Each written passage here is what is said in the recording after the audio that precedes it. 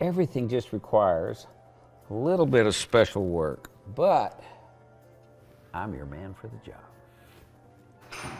Do you need an engineer? No,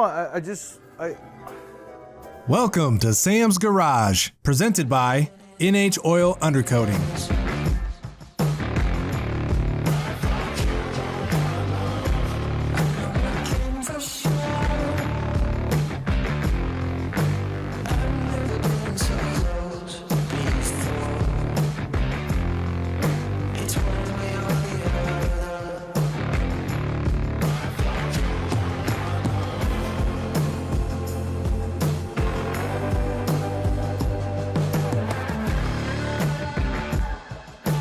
This episode of Sam's Garage, Travis helps Sam mock up the e-brake assembly in the Jeep Rock Crawler.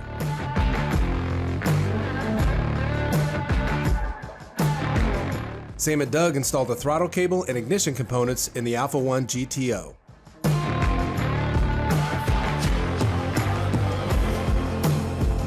The 67 Camaro gets a new manual transmission. And the second half of the engine management system for the 87 Buick T-Type is completed.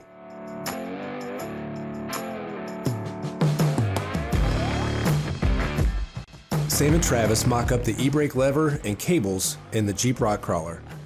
During the mock-up, they'll be focusing on mounting the lever in the interior of the Jeep, as well as running the cables under the Jeep.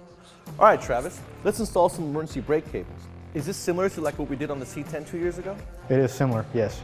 This is a floor mount setup, so it can pretty much go anywhere on the floor in line with the seat, or we even had them turn it in sideways in front of the seat to save it from like on a street rod application or something like that. That's pretty cool. If you wanted to, if you have room, you could even do the left-hand thing. You could put it on the floor. Absolutely. Because you got this universal handle. Yes, sir. That's really nice. Okay, so what steps should we take first? First, we'll have to mock up these bars because we're going to mount it to these bars first. We don't know exactly where it's going to go. Generally, you would make a slot in the floor, but with these bars that you had laying around, thankfully, we could just mount it to these two tabs here, mount it in the Jeep, kind of get it where we want it, tack it up, and see if that's where we want it to live. Yeah. We'll just put a couple of tacks in there in case we have to move it. Exactly. We can cut it out. Yes. All right, Sam. Go in here. We'll measure just a little bit. Actually, let's go this way. Okay.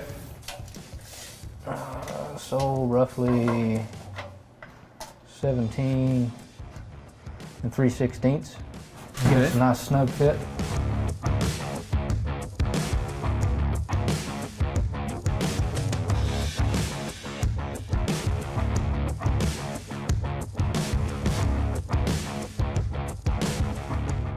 A couple of different pointers when drilling a hole. I'm going to be drilling a 5/16 or a 3/8 hole. I like to start small with a pilot hole. That way it's going to be easier to drill the bigger hole. Now, what you can do also is you can put a piece of wood up underneath the item that you're cutting, and that way you won't be going through your table. Where? I got a 7/16? Huh, it was in the half-inch spot. Is it because I'm going blind?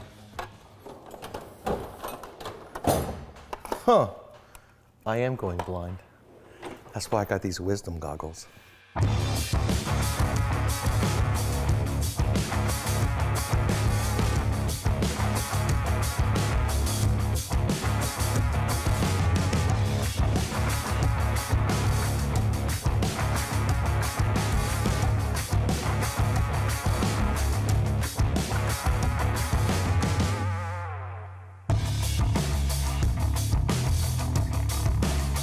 Well, Travis, now that we have the brake handle mounted in place, what's next? Next, we're going to do the rear brake cables to attach to the floor-mounted handbrake that we've just installed. All right, cool. So these are the stainless braid. We offer those in the black as well, black vinyl. It looks similar to like a factory type application, black vinyl does. Right. We opted for the stainless braid. It kind of goes with the Jeep. Looks aftermarket. It does. These have the external spring on them. These are for like drum brakes. We do have them without the spring. That is just have a clevis. Like if you're going to use a pinion brake, which I think we're going to use a pinion brake on this, they would have a clevis out here on these. Or a brake that's incorporated in the caliper? Yes, yes. Okay, so what Travis is going to do here is he's going to mock up the bracket that's going to hold the cables in place that hooks up to the clevis. And like I said, we're still in mock-up phase, so we really don't know where it's going to go. Instead of wasting drill bits, wasting time drilling holes, and putting holes in a cross member we may not use, we're going to clean it off and use double-sided tape. Not bad, Travis. Everything is pretty much in place except for the cables not being attached to the actual pinions, because it looks like you guys still have some fabricating to do there. We do, exactly. We're going to need a little bit longer cable on this one, which is mock-up. You know, we do offer longer cables as well. Not bad, because the 6-door limos, Cadillacs and Lincolns, Right. they got e-brakes that go away. You know, you got to be able to For sure. help those guys as well. Absolutely. And that's what Locar is all about.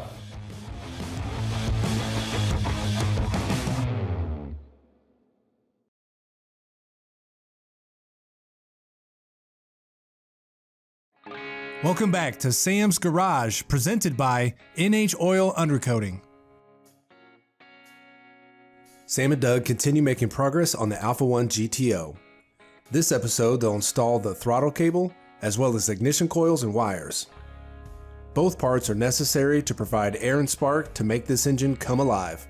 So Sam, everything looks great at this point, so what are we going to do next? Next, we're going to give this thing some fire. I called Kevin at Locar, and he sent me a set of their Clayton Machine LS relocation brackets.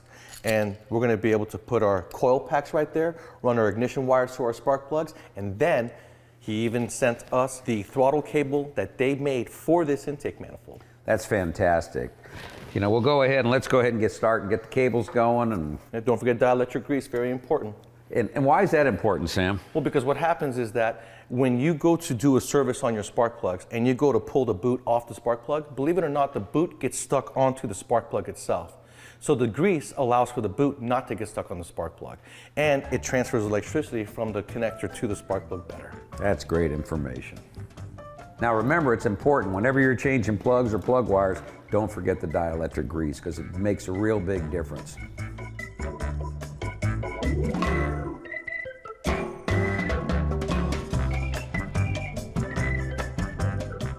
The fact that they give you the option to separate the coils in pairs, and it's a nice compact bracket for you to be able to install anywhere. But Kevin also has a Locar series where you can mount the 4 coils right here on this piece, bolt the piece up wherever you want, and all 4 coils are going to be nicely spaced anywhere in the engine compartment. You could even go underneath the car with this, and they have extension harnesses for you. What I needed to do on the throttle pedal, the connector was different than this connector here, so I had to go ahead and drill and then grind to make sure everything fit on the new connector. So we've got it all done. Now I'll start to reinstall it in the car, then this will work with the new throttle body.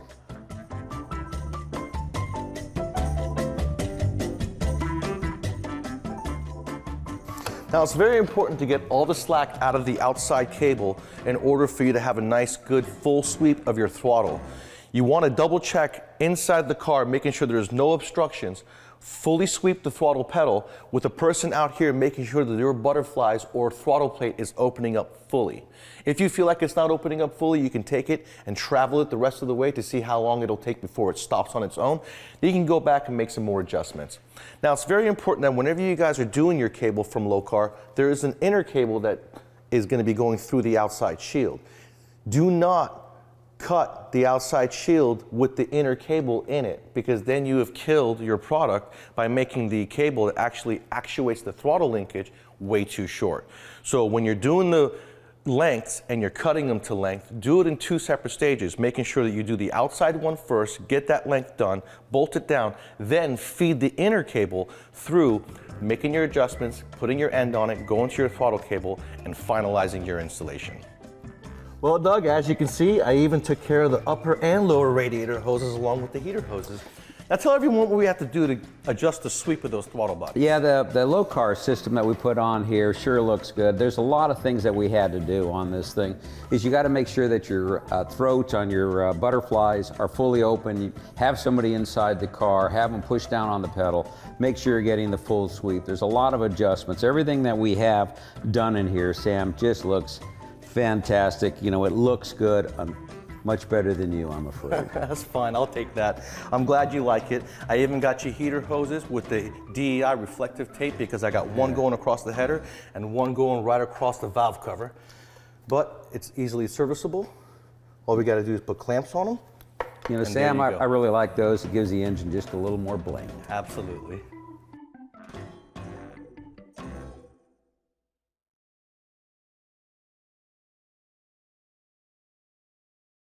Sam has a special treat in store for us.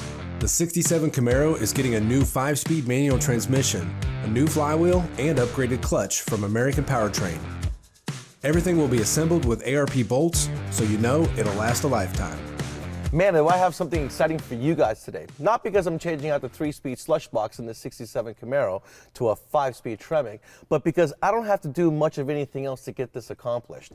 For those of us who don't have a body shop handy or don't know how to do a transmission tunnel conversion, we don't have to do that in this case. We're going to put in our 5-speed transmission, we're going to R&R our clutch, that means remove and replace to a new 26 spline. All this is going to be included in our American Powertrain transmission installation kit.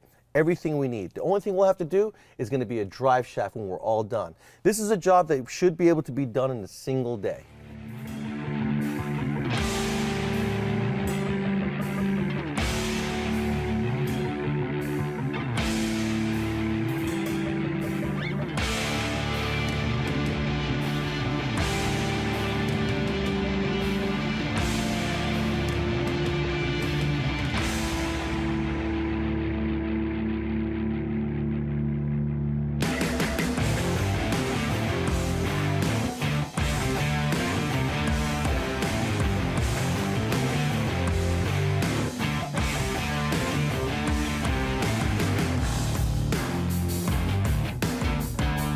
All right, so when removing the clutch, there's going to be a lot of material and dust that falls down. So I like to do a trash can underneath the assembly. That way the floor doesn't get dirty.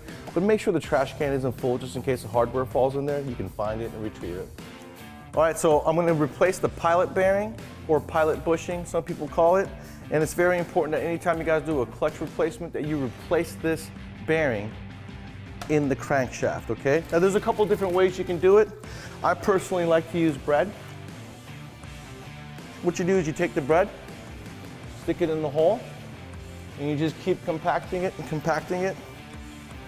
Now, some people use grease, but then when you're done, you gotta clean all that grease out. It becomes a mess, whereas the bread just falls straight out. All right, so I'm gonna put the pilot bushing back in, and in this case, you wanna make sure that this groove goes towards the crankshaft and the solid surface faces the clutch. Grab yourself a socket, making sure that you're banging on the outside body of the bushing and you're not going to damage the needle bearings inside the middle, okay? American Powertrain provides you with ARP hardware for the flywheel and the pressure plate. The flywheel is going to require ARP lube that's in the packaging.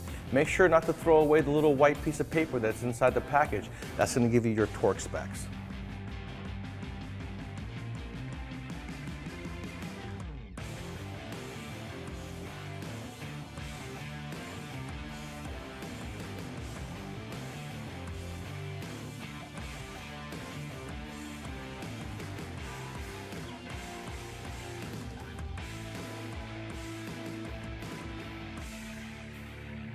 So in the kit, American Powertrain provides you with a release bearing. When you're replacing the release bearing, make sure to go ahead and service your fork. Where the fulcrum is right there, you want to lube it. Then I take my throttle bearing, put it right here. Then I'll walk into the sunset.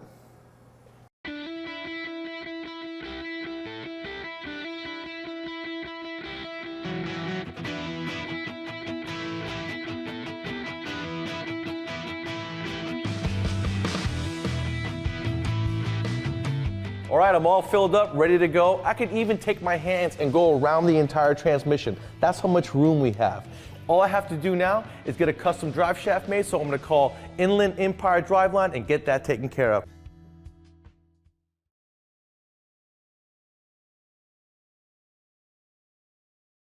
Sam wraps up the Holley engine management system in the Buick T-Type. After robbing a few parts from his personal Cadillac project, the Buick finally comes alive. Check one more thing off the list to get this Buick back on the road. Welcome back. We're moving on to the second half of our Holley installation. What I'm going to be doing is installing a fly-by-wire throttle body on my system, just like this Cadillac has. Holley's system out the box is set up for a manual throttle body, but in my case, the Terminator X that we purchased has an option for fly-by-wire, so I do have to purchase a separate wire harness for the throttle body. In this case, I'm going to steal it from my Cadillac. Now, this is where this connector won't fit in any round hole coming through the firewall. I'm going to unpin it, pull out the harness, and then repin it once I put it in my Buick. Make sure that you take a picture of the connector with the wires connected before you take it apart so you know how it goes back together. I like to use a power probe in situations like this instead of a test light because I can see the voltage. Not only that, but this thing, when you hit the button, you can hear that audible tone. It's going to tell you what the battery voltage is. But when you go to check a circuit, if that tone doesn't come on, that means that the wire itself doesn't have integrity to carry a load. Wire is made up of multiple strands of copper. Let's say all but one strand is broken. That's going to lie to you because it'll carry the voltage, but it won't carry the amperage. It won't have integrity. So when it doesn't beep, you know that there is a problem with that wire. This is a very handy tool. Now what I'm going to do is I'm going to check for constant power. Switch power under cranking has to be live under cranking. So I'm going to go to the ignition switch, and I'm also going to find my starter signal wire. Now, anytime I'm installing an aftermarket computer standalone in a car, I like for it to be removable in case we have to remove the engine or the computer. So I like to use spade connectors on my connections so that way, just like the factory harness, you can unplug everything, pull everything out of the engine bay, and then reconnect everything. Everything's going to work great. Now that we got everything hooked up with the Holley, it is time to use the display and answer our questions. And when it comes to standalones out there, Holley has the best feature when it comes to usability of this display. It even comes with a stylus for you guys to be able to easily hit those buttons. So what we're going to do is we're going to start with the wizard, and we're going to basically answer the questions. This is a self-learning system. That's why the wideband location is so important. And answering these questions are very important because this is going to basically give you your drivability. Next, start. It's going to upload it. It's going to ask you to cycle the key. You want to cycle the key for at least 4 to 5 seconds. Now, unless you're using a sniper, you have to set your throttle position, okay? So you go to TPS auto set and follow the instructions. Say yes. Slowly depress the gas pedal twice. Hit next. And now we're done. Now this is a new engine. What I like to do is I like to prime the engine before I fire it up. So I'm going to turn the key off. I'm going to hit my starter for a few seconds. That'll get the oil circulating. Then I can crank the car after that.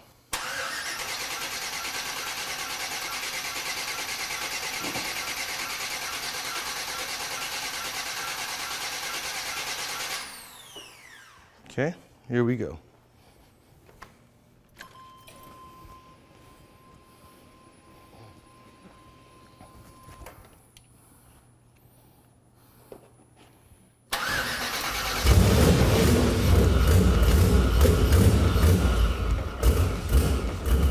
That sounds so good. I've waited 4 years to hear this car run.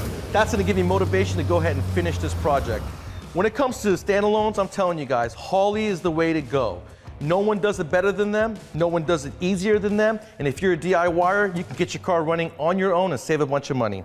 Now all I gotta do is the power steering system, the cooling system. I still gotta run the brake lines. I gotta finish up the electrical system. I don't think I'll ever be done. And they wonder why we charge them so much money.